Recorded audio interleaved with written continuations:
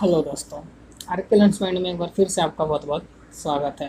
मेरा नाम है राहुल राज और आज की वीडियो आप लोगों के लिए खास होने वाली है। जी हाँ, क्योंकि आज की वीडियो इंग्लिश सब्जेक्ट के ऊपर है और ये 11वीं और 12वीं दोनों कक्षाओं के लिए है। ठीक है, और आपको पता ही होगा कि मैं सीबीएसई का सिलेबस करवाता हूँ, तो ये भी सीबीएसई के अकॉर्डिंग ही है।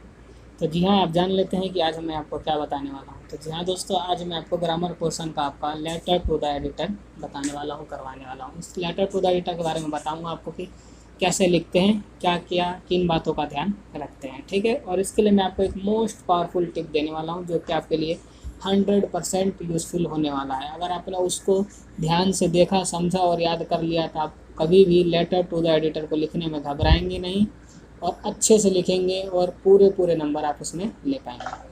तो चलिए वीडियो को स्टार्ट करते हैं, और स्टार्ट करने से पहले जान लेते हैं कि लेटर के टाइप्स कितने होते हैं, कितने प्रकार के पत्र होते हैं। तो एक होता है फॉर्मल और दूसरा होता है इनफॉर्मल। जी हाँ दोस्तों, दो प्रकार के लेटर होते हैं। तो फॉर्मल लेटर को देखते हैं कि फॉर्मल लेटर कौन से होते हैं।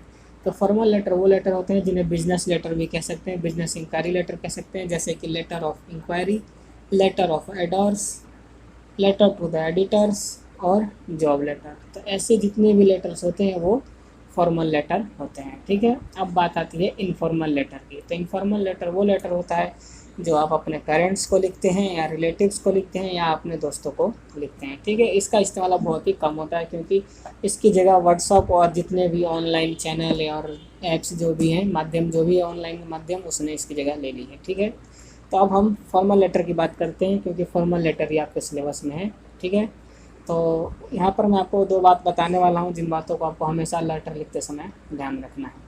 पहली बात कि एक पत्र को हमेशा पूरी जानकारी के साथ लिखें, मतलब जब भी लेटर लिखें तो उसमें पूरी जानकारी हो, पूरी जानकारी के साथ लिखें। जैसे कि किसके लिए लेटर लिख रहे हैं, क्यों लिख रहे हैं, क्या सब्जेक्ट है।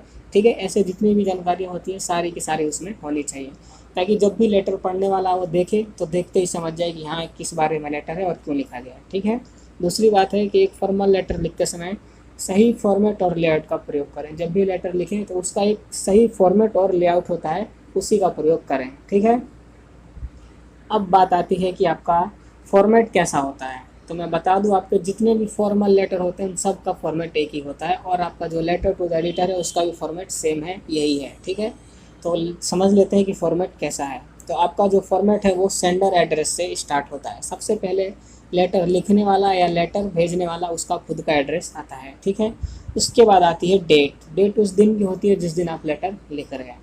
उसके बाद आता है आपका रिसीवर एड्रेस, जिसके लिए आप लेटर लिख रहे हैं या जिसको लेटर लिखकर भेजना चाहते हैं उसका एड्रेस आता है। इसके बाद आता है आपका सब्जेक्ट, कि क्या सब्जेक्ट है आपका, किस विषय के ऊपर आप लिख रहे हैं। उसके बाद आपका सैल्यूटेशन आता है, और उसके बाद आपका लेटर का बॉडी आता है, बॉडी ऑफ द लेटर। यहाँ से आप लेटर लिखना स्टार्ट करते हैं, और आपका एंडिंग होता है योर सिंसियरली ट्रूली के साथ, और लास्ट में आपको अपना नाम लिखना होता है। तो ये आपका फॉर्मेट है फॉर्मल लेटर्स का। जितने भी फॉर्मल लेटर होते हैं, चाहे वो लेटर टू द एडिटर हो या जॉब लेटर हो, चाहे कोई सा भी लेटर हो, फॉर्मल हो, लेकिन उन सब का फॉर्मेट यही होता है। तो अब बात कर लेते हैं आपके लेटर टू द एडिटर की, जो कि आपका 6 मार्क्स का आता है। ठीक है, जिसमें 1 मार्क्स आपके फॉर्मेट के लिए होता है। अगर आपने इस फॉर्मेट का इस्तेमाल किया है, यूज़ किया है, तो आपका 1 नंबर पक्का है। ठीक है, 3 नंबर का आपका कंटेंट होता है। कंटेंट में देखा जाता है कि क्या जो बात पूछी गई थी उन बातों को आपने उन बातों को ही बताया है, उन बातों के बारे में लिखा है या नहीं लिखा। अगर है तो ठीक है, आपके 3 नंबर पक्के हो गए हैं। उसके बाद 2 नंबर होता है आपका, जो कि एक्सप्रेशन का होता है। एक्सप्रेशन में आपका देखा जाता है कि आपसे जो बात पूछी गई थी आपने उस बात को बताया कैसे, किस तरीके से बताया, कितनी अच्छे तरीके से बताया है। तो ये आपका 2 नंबर का होता है। ठीक है, अब सबसे महत्वपूर्ण बात आती है जो कि है वर्ड लिमिट। कभी भी वर्ड लिमिट को क्रॉस ना करें, हमेशा वर्ड लिमिट्स के अंदर रहने की कोशिश करें, क्योंकि वर्ड लिमिट क्रॉस करते ही आपका नेगेटिव इफेक्ट पड़ता है टीचर के ऊपर।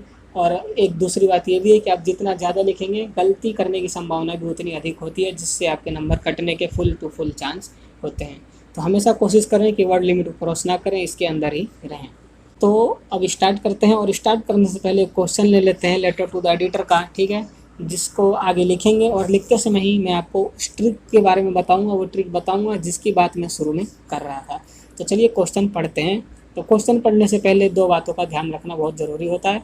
तो सबसे पहली बात है कि आपको सब्जेक्ट देखना होता है क्वेश्चन में, कि आपको किस सब्जेक्ट के ऊपर लिखना है। और दूसरी बात कि लेटर आपको लिखना किसको है। ठीक है, इन दो बातों का ध्यान रखें जब भी क्वेश्चन पढ़ें, ठीक है। तो चलिए अब क्वेश्चन पढ़ते हैं। You have noticed many stray animals on the road during the busy hours of the day. इसका मतलब है कि जब रोड बिजी होता है उस समय आपने नोटिस किया है कि जो जानवर होते हैं वो रोड पर आ जाते हैं, ठीक है।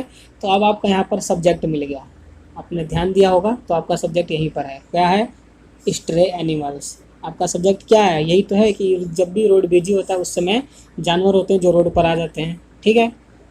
तो अब आगे चलते हैं। This animals causes traffic jams as well as accidents, जिनके कारण ट्रैफिक जाम होता है और एक्सीडेंट्स भी होते हैं, ठीक है। Write a letter to the editor. अब आपको दूसरे क्वेश्चन का जवाब भी मिल गया, किसको लिखना है लेटर, तो एडिटर को लिखना है लेटर, ठीक है।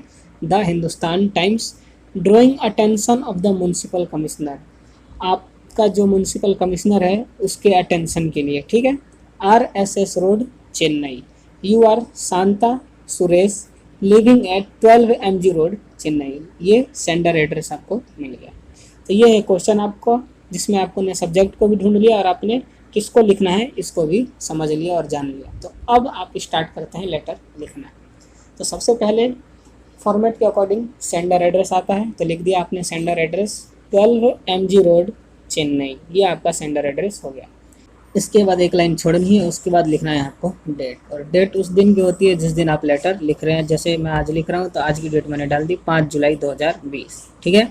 और डेट लिखने का सही तरीका यही है, कई बार डेट अलग तरीके से भी लिख देते हैं, जैसे 5 जुलाई है तो 5 जुलाई 2020 ऐसे भी लिख देते हैं कई बार, तो ये बहुत ही गलत तरीका है, मैं आपको बता दूँ, सही तरीका यही।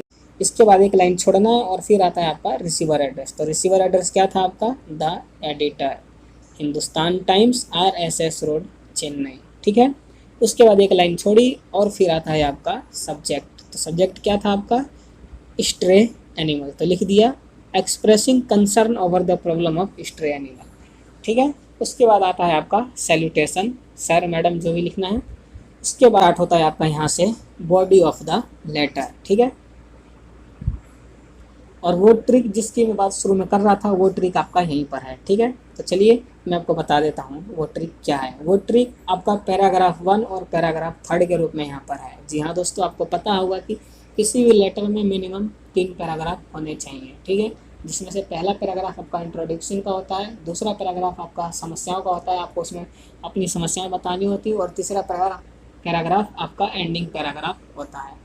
तो उनमें से मैं आपका स्टार्टिंग पैराग्राफ और एंडिंग पैराग्राफ आपको ट्रिक के रूप में बताने वाला हूँ, जो कि किसी भी लेटर टू द एडिटर में सेम होते हैं, कोई भी चेंजेस इनमें नहीं होता है या नहीं करना होता है, ठीक है। चलिए एक एक करके पैराग्राफों को समझ लेते हैं। तो सबसे पहले पैराग्राफ 1 स्टार्ट कैसे करते हैं लेटर टू द एडिटर का, तो यहाँ से करते हैं start. Through the columns of your esteemed newspaper I would like to express my concern authority over the issue of. इसके बाद यहाँ पर आपको अपने सब्जेक्ट का नाम लिख देना है। जैसे यहाँ पर स्ट्रे एनिमल था तो यहाँ पर स्ट्रे एनिमल लिख देंगे, ठीक है। अब इसका मतलब क्या है, इसका मतलब ये है कि मैं आपके न्यूज़पेपर के कॉलम के माध्यम से अपनी कंसर्न अथॉरिटी को अपनी समस्याओं के बारे में बताना चाहता हूँ, ठीक है। आपको पता होगा कि आपका पैराग्राफ 1 होता है जो उसमें कम से कम 2 लाइन होनी चाहिए, तो ठीक है, आपका यहाँ पर पैराग्राफ 1 कंप्लीट हो गया। अब बात आती है पैराग्राफ 2 की। तो पैराग्राफ 2 में आप समस्याओं को अपने लिखते हैं, ठीक है। जैसे कि क्वेश्चन पेपर में दिया हुआ था कि जब जानवर रोड पे आ जाते हैं तो ट्रैफिक जाम हो जाता है और एक्सीडेंट्स हो जाते हैं, तो उन लाइनों का प्रयोग आप पैराग्राफ 2 में कर सकते हैं, ठीक है। तो अब बात आती है पैराग्राफ 3 की, कि लेटर को एंड कैसे दें, एंड कैसे करें। तो it is good if you publish this in your newspaper, ये अच्छा होगा या मुझे अच्छा लगेगा अगर आप इसे अपने न्यूज़पेपर में पब्लिश करें।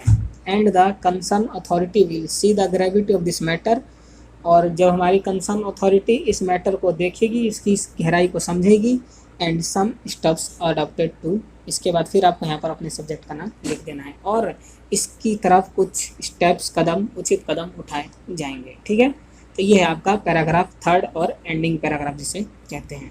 तो आप इन 2 पैराग्राफों को याद कर लें, रट लें, दिमाग में बैठा लें, क्योंकि आप जब भी लेटर टू द एडिटर लिखेंगे आपको स्टार्टिंग पैराग्राफ यही लिखना होगा और एंडिंग पैराग्राफ यही लिखना होगा। मैं आपको बता दूं कि जो लेटर टू द एडिटर होता है उसमें स्टार्टिंग और एंडिंग पैराग्राफ यही होते हैं, कोई भी बदलाव नहीं आता। आप किसी भी कोई सा भी सब्जेक्ट मिल जाए आपको लेटर टू द एडिटर को लिखने के लिए, आप स्टार्टिंग इसी से करेंगे और एंड इसी से करेंगे। जब भी पेपर में आए कुछ नहीं सोचना, आंख बंद करके सीधा सीधा ये लिख दो, ठीक है। और उसके बाद आपको लेटर को अपना एंड करना होता है, थैंकिंग यू के साथ एंडिंग करते हैं, सिंसियरली और ट्रूली लिखते हैं, और लास्ट में आपको अपना नाम लिखना होता है जो कि क्वेश्चन पेपर में दिया होता है। तो ये है आपका पूरा का पूरा लेटर एडिटर वाला, ठीक है। तो अब आपको क्या करना है, अब आपको इस ट्रिक को अपने दिमाग में बिठा लेना है, याद कर लेना है। जब भी क्वेश्चन पढ़ो तो क्वेश्चन पढ़ने के साथ ही आपको सब कुछ समझ में आ जाना चाहिए कि एडिटर को लिखना है। तो एडिटर को लिखना है तो कोई बात है ही नहीं, ट्रिक तो आपको समझ में आई गई है, आप और याद कर ही लेंगे। तो चलिए आज की वीडियो में बस इतना ही। मैं आशा करता हूँ कि आपको समझ में आया हो। वीडियो आपको समझ में आई है तो चैनल को सब्सक्राइब करें, कमेंट करें, कमेंट करके बताएं ट्रिक कैसा लगा, समझ में आया या नहीं आया। और अगर आपका कोई दोस्त हो जो लेटर टू द एडिटर लिखना सीखना चाहता हो या समझना चाहता हो या ट्रिक को जानना चाहता हो तो उसके साथ वीडियो को शेयर जरूर करें। और अंत में एक लाइक जरूर करना, वीडियो अच्छी लगी हो, समझ में आई हो तो आज की वीडियो में बस इतना ही। आपके साथ मैं अगली वीडियो में मिलूंगा, तब तक के लिए